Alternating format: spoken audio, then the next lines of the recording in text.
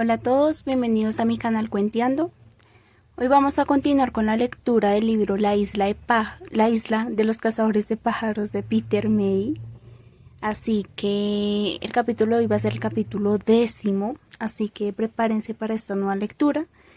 Tráiganse en algo para acompañarla, ya que la lectura va a estar bien extensa, así que les advierto. Capítulo 10. El repiqueteo del teclado del ordenador llenaba el silencio de la habitación sombría.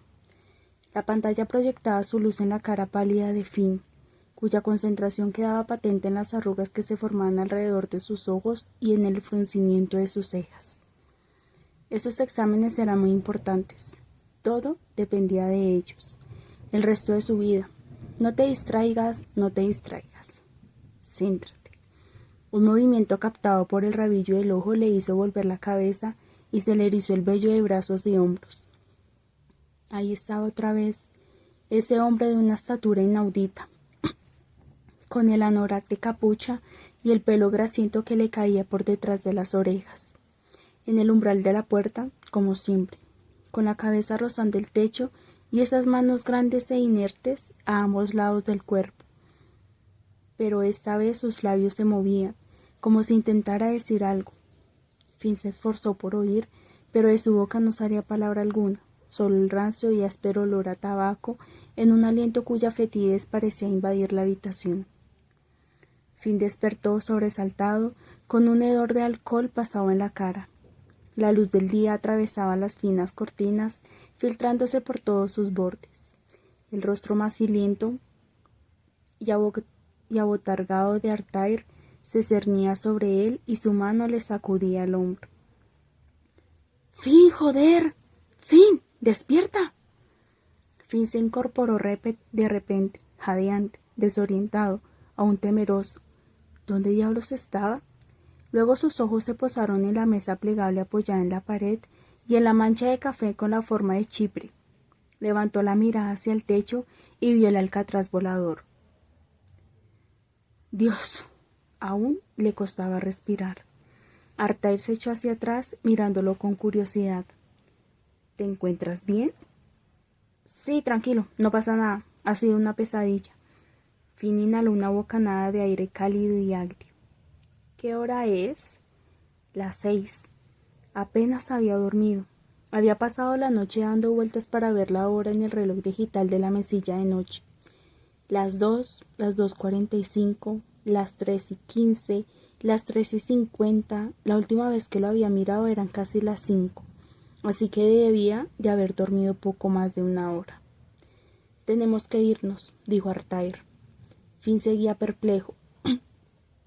—¿Tan temprano? Fiona y yo tenemos que bajar a Port of Ness antes de que yo entre a trabajar. Hay que ayudar a los chicos a cargar el camión con las provisiones para Anne Geir. Finn apartó el edredón y apoyó los pies en el suelo. Se frotó los ojos cansados. —Dame un minuto para que me vista. Pero Artair no parecía tener intención de moverse. Finn levantó la vista y se encontró a su viejo amigo del colegio con la mirada fija en él y una expresión extraña en sus ojos. —Oye, Finn, lo que dije anoche... Estaba borracho, ¿vale? No me hagas caso. Finn le sostuvo la mirada. ¿Era verdad? Estaba borracho. In vino veritas. Artair perdió la paciencia. Mira, estaba cabreado, ¿vale? Si no ha importado durante 17 años, ¿por qué coño va a importar ahora? Finn oyó el eco de la mucosidad en la garganta de Artair cuando éste se dio la vuelta y salió bruscamente de la habitación, y lo oyó aspirar 2 veces con el inhalador en el pasillo antes de que sus pasos retrocedieran pesadamente hacia el comedor. Finn se vistió y luego se lavó la cara con agua fría en el cuarto de baño. Desde el espejo le contemplaban sus propios ojos inyectados de sangre. Tenía un aspecto terrible. Se echó un poco de dentrífico en el dedo y se frotó los dientes y encías. Se enjuagó la boca con la intención de quitarse el mal sabor de la noche anterior. Se preguntó cómo iba a enfrentarse a Fionn a la luz del día. sabiendo lo que ya sabía. Volvió a mirarse de reojo en el espejo y apartó la vista enseguida. Apenas sabía cómo enfrentarse a sí mismo. El Astra descansaba en la carretera que quedaba por encima de la casa. El quejido del motor a través del turbo de escape destilaba tanto agotamiento como el que sentía el propio Finn. Artai se había sentado al volante con semblante hosco. Fionlach iba detrás, con la sudadera con capucha y las manos cruzadas entre las piernas, apoyada sobre la tapicería. Su cara acusaba la falta de sueño, pero había encontrado tiempo para engominarse el pelo. Finn ocupó el asiento del acompañante y saludó a Fionlach. «Hola», dijo. Volvió la cabeza solo un instante, luego miró hacia adelante y se puso el cinturón de seguridad, embargado por una crujiente sensación de incomodidad. Artair metió la primera y bajó el freno de mano. El coche inició el camino. El cielo estaba encapotado, pero no parecía que fuera a llover. En algún lugar del horizonte el sol había abierto una brecha en las nubes. Hacía pensar en un foco invisible que arrojaba su luz sobre las aguas. Un fuerte viento agitaba la maleza. Tras pasar la iglesia, ante sus ojos apareció todo el camino hasta Port of Ness, y el Astra avanzó renqueante por el sendero que desembocaba en la carretera principal. Finn notó que el silencio del coche se le hacía insoportable. Sin volverse, dijo a Fionlach: «¿Qué tal te fue anoche con el ordenador?» «Genial». Finn esperaba que añadiera algo más, pero eso fue todo. «Está de mal humor porque no le apetece mucho ir a Ansger», dijo Artair. Finn giró la cabeza para mirar al chico. «¿Por qué?» «No me mola matar bichos». «El chico es un blando», intervino Artair con un deje burlón en la voz. «Le sentará bien, le hará un hombre». «¿Como a nosotros?» Artair lanzó a Finn una mirada cargada de desdén y luego volvió a clavar los ojos en la carretera. «Un rito de madurez, eso es lo que es. Van siendo chicos y vuelven convertidos en hombres. Nadie dijo que fuera fácil». No había ningún policía de servicio en Port of Ness. Quizá creían que ya no hacía falta, o tal vez presuponían que nadie se levantaba tan temprano. La cinta que delimitaba el escenario del crimen había sido arrancada y enrollada en uno de los conos de tráfico. La estrecha carretera descendía hacia el puerto de sucesivas curvas, y en el muelle vieron un camión y 7 u 8 vehículos aparcados en las inmediaciones del cobertizo. Este seguía aún rodeado por la cinta negra y amarilla que revoloteaba al viento. Tras aparcar el coche y pasar por encima de ella, ninguno puede evitar dirigir la vista hacia su interior. Un hombre había sido asesinado allí, un hombre a quien conocían, y todos y cada uno de ellos tenía la sensación de que de algún modo Ángel McRitchie seguía apostado entre las sombras, como un fantasma incapaz de descansar hasta que su asesino hubiera sido atrapado. Esa presencia flotaba igualmente entre los 10 hombres que se habían congregado en torno al camión, aunque fuera solo por su ausencia se hacía notar. Había sido uno de ellos durante 18 años y debería haber estado allí ese día, ayudándolos a cargar las provisiones que se amontonaban en el muelle. Sacos de turba que para encender los fuegos, agua potable en toneles de metal, colchonetas, lonas, cajas de comida, herramientas, una batería de coche con que alimentar la radio y más de 40 sacos de sal que formaban una montaña de 1 metro de alto frente al muro del puerto. Finn se percató de que conocía de vista la mayoría de los hombres que estaban ahí ese día. Algunos rondaban los 50 años. Eran veteranos del verano en que Finn y Artair habían participado en el viaje a la Roca y que aún realizaban el peregrinaje anual. Había un par de coetáneos de Finn, a quienes éste recordaba del colegio, y otros más jóvenes de 20 y tantos años, a los que no conocía. Pero entre ellos existía un vínculo tácito. Se trataba de un club muy exclusivo, y ser miembro de él quedaba limitado a un puñado de hombres a lo largo de 500 años. Solo tenías que haber ido una vez a Angers para ganarte este reconocimiento, dejar constancia de tu valor y de tu fuerza, y de tu capacidad de resistir a los elementos. Sus predecesores habían realizado el viaje de chalupas. Habían desafiado las aguas bravas porque no tenían más remedio si quería sobrevivir y alimentar a los hambrientos habitantes del pueblo. En el presente se iba en barca pesquera y el objetivo era conseguir un manjar delicioso muy apreciado por los bienes alimentados isleños. Pero la peripecia en la roca seguía siendo peligrosa, tan exigente como la había sido para aquellos que habían ido años atrás. Finn saludó y estrechó solemnemente las manos de todos. El último tomó la mano de Finn entre las suyas. Era un hombre robusto, de estatura media, con pobladas cejas negras que acompañaban a una mata de pelo denso y oscuro que presentaba solo algunas hebras grises. Físicamente no era un tipo corpulento, pero su presencia imponía. Giggs MacAulay debía de tener 50 y pocos años. Había estado en la roca más veces que ninguno de los otros miembros del equipo. Cuando Finn y Arthur pasaron por ese rito de iniciación, él llevaba 14 o 15 viajes en Anskare. Ya entonces se le reconocía implícitamente como el líder del grupo, y seguía haciéndolo. Ese apretón de manos desprendía una firmeza y una calidez inusuales. Y Finn notó que aquellos ojos agudos de un azul profundo, celta, lo escrutaban de arriba abajo. Me alegro de verte, Finn. He oído que te ha ido bien las cosas. Finn se encogió de hombros. Supongo que sí. Si hacemos lo que podemos, Dios no puede pedirnos más. Sus ojos se posaron un momento en Arthur antes de volver a Finn. Ha pasado mucho tiempo. Así es. ¿Cuánto dirías? ¿17, 18 años? Más o menos. El chico de Arthur viene con nosotros por primera vez. Sí. Eso me han dicho. Giggs miró al chico y sonrió. Aunque en la roca no vas a necesitar gomita, hijo. Los otros se rieron y Fionlac se sonrojó. Desvió la cabeza y se concentró en el océano sin decir palabra. Giggs unió las manos. Bueno, será mejor que empecemos a cargar el camión. ¿Nos echas una mano? Preguntó dirigiéndose a Finn. Claro, dijo éste. Se despojó de la parca y la chaqueta.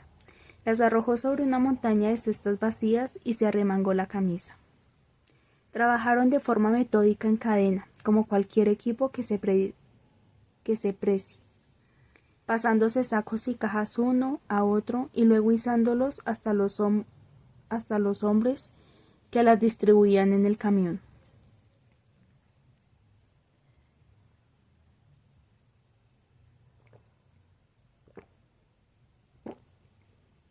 Finn se descubrió observando a Fionlac, buscando algo de sí mismo en el chico, alguna señal de que era en verdad carne de su carne. Tenían el cabello parecido, pero eso no quería decir nada, ya que Marsaile también era rubia. Y esos ojos azules celeste le venían de su madre. Los de Finn eran verdes. Si había algo de Finn en él, quizá no fuera un rasgo físico, sino cierta similitud en el talante, en su tranquila timidez. Fionlac pilló a Finn observándolo y éste apartó la mirada al instante, avergonzado. Giggs le puso un saco de sal en las manos. Pesaba y Finn dejó escapar un gemido. Era más fácil en mi época, dijo Finn, cuando se cargaba directamente en la barca aquí mismo. Cierto. Giggs meneó la cabeza con seriedad. Pero con los destrozos del puerto las barcas ya no pueden acceder, así que tenemos que llevarlo antes a Stornoway. ¿Pero aún salís desde aquí? La mayoría de nosotros sí, en el bote pequeño. Giggs señaló con la cabeza una barquita amarrada en el muelle, con el motor externo bien separado del agua. Vamos en él hasta cruzarnos con la barca en la bahía y luego subimos al bote a bordo. Aún lo necesitamos para llevarlo todo hasta el otro extremo cuando llegamos a la roca. ¿Y hay alguna pista sobre el asesino de Ángel? Preguntó de repente a Finn, uno de los más jóvenes, dejándose llevar por la curiosidad.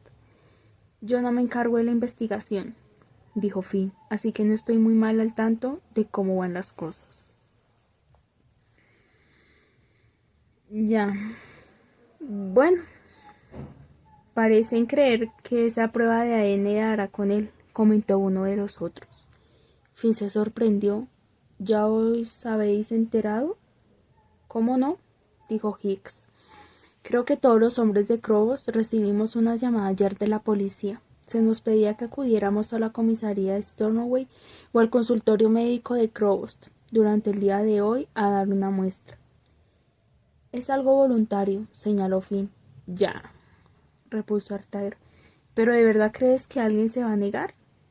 Parecería muy de lo más sospechoso, ¿no? Yo no pienso hacerlo, dijo Fionlag, y todos se pararon y lo miraban.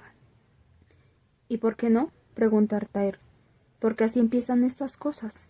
La cara de Fionlag se sonrojó, poseída por un extraño apasionamiento. Los primeros pasos de un estado policial. Todos acabaremos en una base de datos identificados por un código de barras de ADN, y no podremos hacer nada ni ir a ninguna parte sin que alguien sepa por qué, de dónde venimos o a dónde vamos. Acabarán rechazándote cuando pidas una hipoteca o intentes contratar un seguro de vida, porque la compañía opina que eres una mala inversión. Todo constará de la base de datos de ADN. Tu abuelo murió de cáncer o quizá haya problemas de corazón por parte de tu familia materna. No te darán un empleo porque su futuro jefe se ha convertido en que tu bisabuela pasó una temporada en un psiquiátrico y tu código de barras se parece a un huevo al suyo. Artair contempló las caras de los otros, que escuchaban boquiabiertos. La tarea de cargar el camión se había interrumpido. Oíd al mocoso. Parece uno de esos radicales de extrema izquierda. El Karl Marx de los cojones. No sé quién habría salido. Sus ojos se posaron un momento en Finn antes de volver a Fionlag. Te harás la prueba y no se hable más. Fionlag meneó la cabeza. No, dijo con serena decisión. Mira, Artair adoptó un tono más conciliador. Todos vamos a hacerlo, ¿no? Miró a su alrededor en busca de apoyo. El resto asintió con la cabeza y se oyeron murmullos afirmativos. Así que hará mucho de qué hablar que tú te niegues. ¿Es eso lo que quieres, joder? ¿Eso? ¿Quieres que crean que has sido tú? Una sombra de hosca resignación invadió el semblante de Fionlag. Bueno, la verdad es que deberían darle una medalla al que lo hizo. A Finn no le pasó por alto el retintín de las palabras de Artair. Fionlag observó todas las caras de él pasaron a fijarse en su padre. Ese tipo era un bruto y un matón. Le apuesto a que no hay ni uno solo de todos los que estamos aquí ahora que no crea que se llevó su merecido.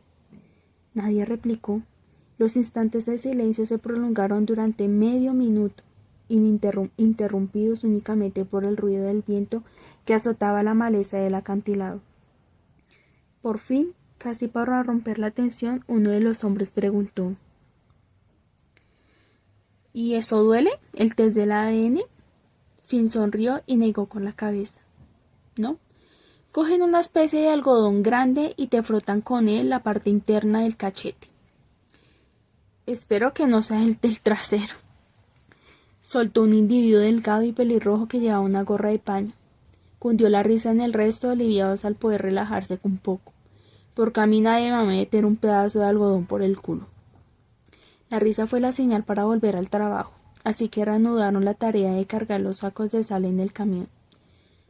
¿Cuánto tardan en tener los resultados de esas pruebas de ADN? Preguntó Artair. No lo sé, dijo Finn. 2 o 3 días, tal vez. Depende de cuántas muestras tengan que analizar. ¿Cuándo pensáis salir hacia la roca? Mañana, dijo Hicks. Quizá esta misma noche, en función del tiempo. Finn soltó el aire entre los dientes mientras cogía otro saco y notó que el sudor le empapaba la frente. Tendría que ducharse y cambiarse de ropa en cuanto llegara a Stornoway. ¿Sabéis una cosa? Lo que no entiendo es por qué seguís llevándolo. ¿A Ángel? Preguntó Hicks. Finn asintió. Vamos, todos lo detestabais, ¿no? No me he cruzado con una sola persona desde mi llegada que me haya dicho algo bueno de él. Ángel era el cocinero, replicó el pelirrojo gracioso. Y se le daba bien. Se oyó un murmullo de asentimiento. ¿Y a quién le habéis pedido que ocupe su lugar? Dijo Finn. A Asterix, Hicks señaló un tipo delgaducho que lucía un enorme y poblado bigote. Pero no se lo hemos pedido. Nunca se lo hemos pedido a nadie, Finn. Hacemos correr la voz de voz que hay en una plaza libre y si alguien quiere ocuparla, viene a ofrecerse. Hizo una pausa. Llevaba un pesado saco de sal en brazos, pero no parecía notarlo. Así nadie puede reprocharnos nada si hay problemas. Cuando hubieron terminado de cargar el camión, se tomaron un descanso para fumarse un pitillo. Un momento de tranquilidad compartida antes de aquella insólita reunión de tejedores y campesinos. Cuando hubieron terminado de cargar el camión, se tomaron un descanso para fumarse un pitillo. Un momento de tranquilidad compartida antes de aquella insólita reunión de tejedores y campesinos, electricistas, obreros y carpinteros. Se reincorporara a sus granjas y puestos de trabajo. Finn deambuló por el malecón ante cabestrales oxidados y marañas de red de pesca verde. El hormigón estaba fresco en el paseo y en la pared, que había sido reparada hace poco de los daños provocados por los embates furiosos del mar. Una gran roca mohosa se alzaba del agua en el puerto interior. De pequeño, Finn había ido hasta ella durante la marea baja y se había encaramado hasta la parte más alta, desde donde se veía todo el puerto. Allí sentado se había sentido como el rey del puerto, hasta que un día subió la marea y lo dejó atrapado allí. Había tenido que esperar a que bajara para salir de la roca, porque como le sucedía a la mayoría de los chicos de la isla de su generación, no sabía nadar. Nunca había olvidado la bronca que le había caído encima cuando por fin llegó a casa. Nunca hemos hablado claramente sobre lo que pasó ese año, ¿no crees? La voz de Hicks cercaba a su hombro lo sobresaltó. Al volverse, Finn se percató de que el resto seguía reunido al otro lado del embarcadero junto al camión, fumando y charlando. Cuando volvimos no estabas en condiciones de hablar. Y tampoco recordabas gran cosa. Todo se ha dicho. Luego te marchaste a la universidad y ya no volviste. No sé si hay mucho que decir, repuso Finn. Hicks se apoyó en el salvavidas que colgaba del muro del puerto y pasó la vista por el espigón, ahora hecho trizas por la acción del mar donde la barca solía atracar para descargar el botín conseguido en Anxeil. En los viejos tiempos cientos de personas bajaban al muelle. La cola llegaba hasta la carretera del pueblo, solo para asegurarse de conseguir una sola guga. El viento disipaba el humo que salía de su cigarrillo.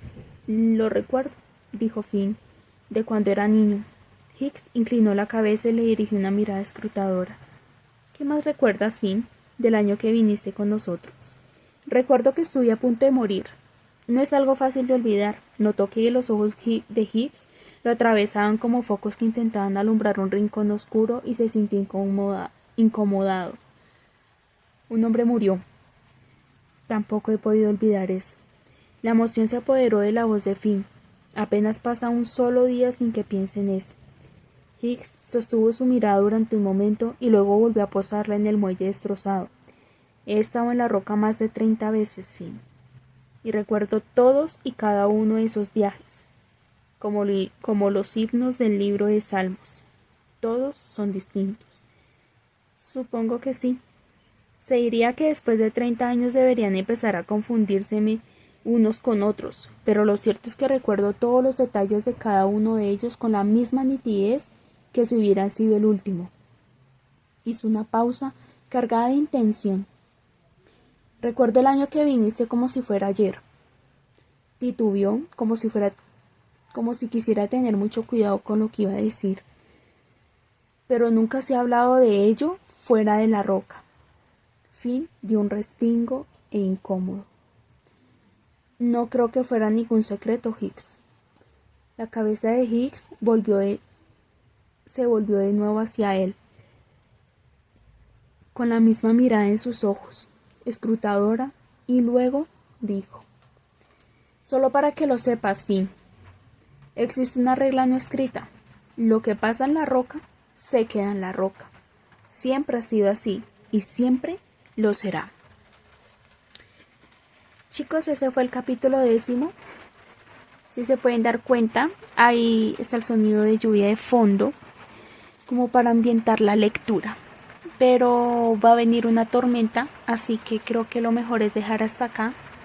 porque no quiero que el ruido de la lluvia sobre las tejas les incomode y se escuche más la lluvia de fondo que propiamente la lectura. Así que dejamos hasta aquí y nos veremos en una próxima ocasión. Les deseo un excelente día, tarde o noche, sea el día, hora o lugar en el que estén escuchando este video. Y nada, nos veremos pronto. Besos y abrazos, bye.